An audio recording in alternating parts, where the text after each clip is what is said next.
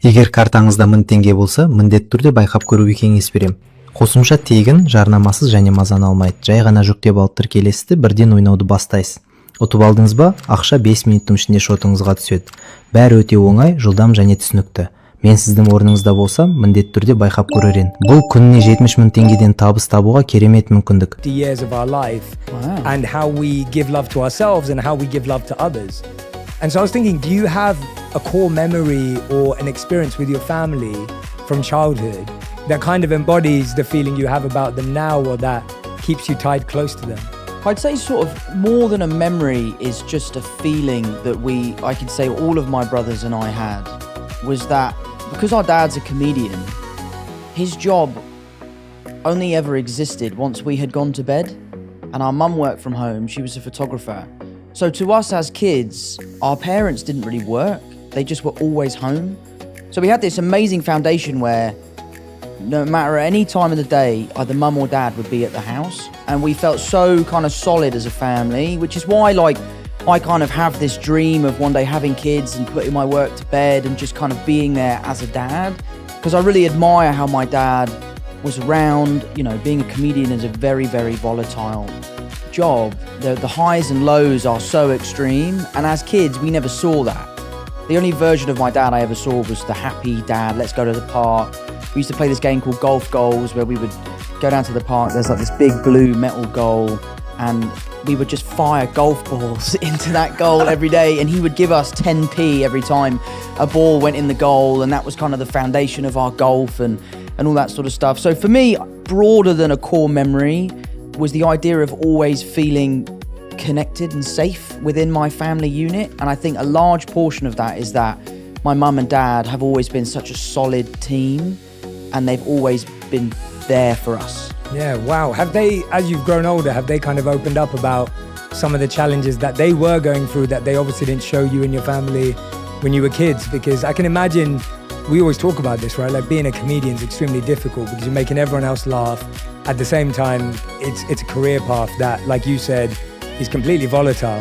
Sure. Have they opened up as time's gone on, and how has that felt when you've gone from like seeing your parents always being happy to being like, oh wait, there was all this other stuff going on?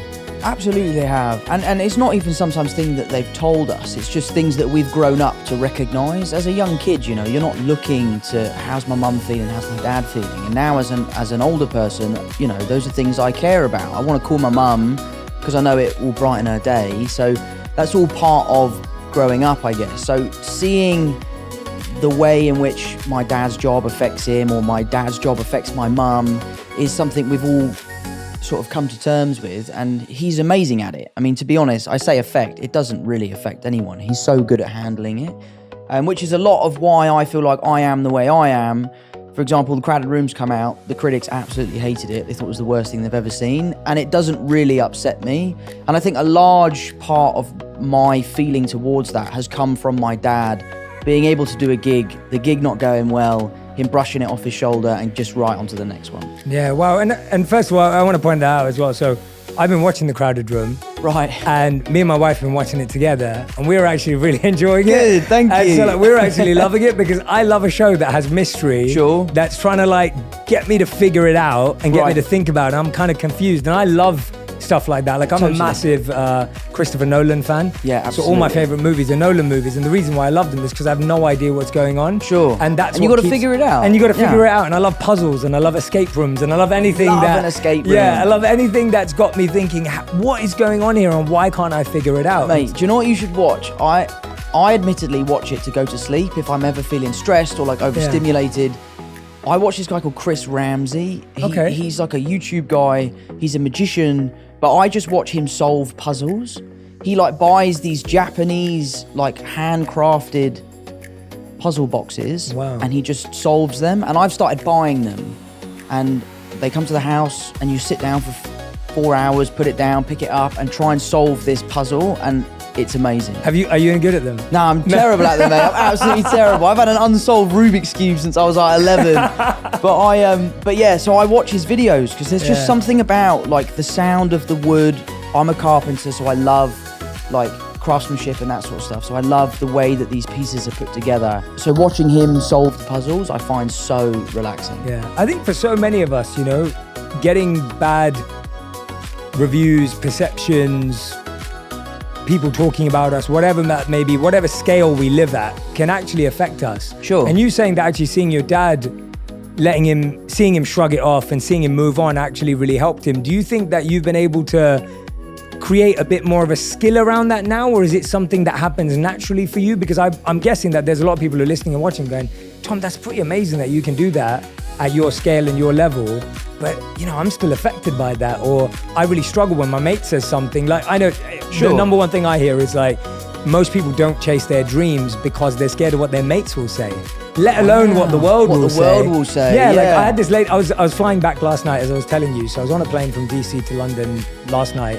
And the air hostess, she was wonderful. Her name was Jeanette. She said to me, she was like, Jay, I really want to start a YouTube channel, but you just got to block out what your friends are going to say, right? And she was just worried about it. So that it's a very real thing. So I guess, have you kind of figured out a little formula for it? Or is it just natural because you saw your dad and it's become easier that way? I think it's a little bit of both, really. I think it's something you definitely get better at. I'm really lucky that I have an incredibly strong group of friends. Like, one of my best mates just called me up earlier to say he'd seen the 5th episode, and he's like, I know what happens in the show and I'm still loving it. The people I'm watching it with have no idea what's going on, but they can't wait for the next one. Yeah. So, I really, really hold high the opinions of people that I really care about.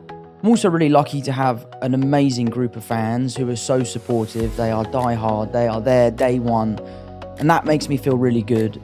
But I do think a lot of my lessons in life have come from my dad, and the ways that he can deal with things that he hasn't done very well in the past, that he's passed on to me. And I live by this really. I don't actually know if Christian Bale did say this, but I think he did. Bale, so I love Christian Bale. Bale. He said it. Yeah, we'll say he said it. Yeah. But I think the quote is, if you have a problem with me, text me. And if you don't have my number, you don't know me well enough to have a problem with me. That is so good. And I think that is such a great piece of advice, because as a celebrity, you live on this stage, you live out there, you kind of give out a version of yourself that you want people to see. Mm-hmm. And that can be the version of yourself that they can have a problem with or they can love. And there is I feel like I'm quite authentic in my public persona, but I just try to really care about what my family thinks, what my friends think, what the people in my local community think. I live in Kingston. I know everyone that lives there. I can't walk 5 feet without bumping into one of my mum's friends. So it's something I've been working on.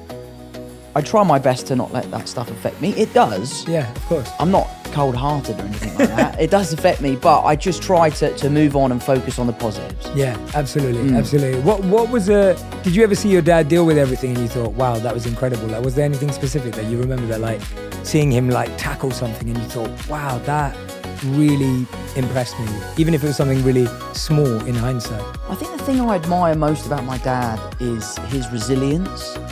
He's someone who has had an incredibly successful career in his earlier life, and then later in life his career sort of plateaued and he struggled, and he's never stopped. He's never given up. He's still gigging to this day. He's still writing books. He has a Patreon. He has a podcast. He's constantly grafting to get to where he wants to be.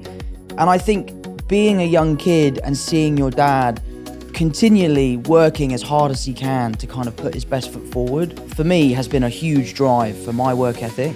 I'll give it 100% or I'll give it nothing. And I think a lot of that has come from my dad and seeing him deal with that. The funny thing about my dad is, you talk about doing a bad gig. I must have seen him 20 times. I've never seen him do a bad gig. He always seems to absolutely rip it.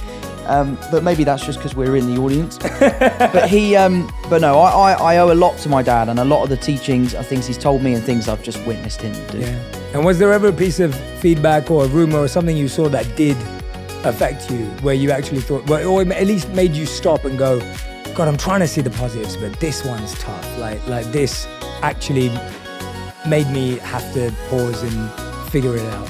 Something that did really upset me, I was in New York, I was shooting The Crowded Room, and I was having a really hard time with the job just because of how taxing it was, the emotional capacity that I was having to get to every day. And I decided to delete my Instagram because I just felt like I was so addicted to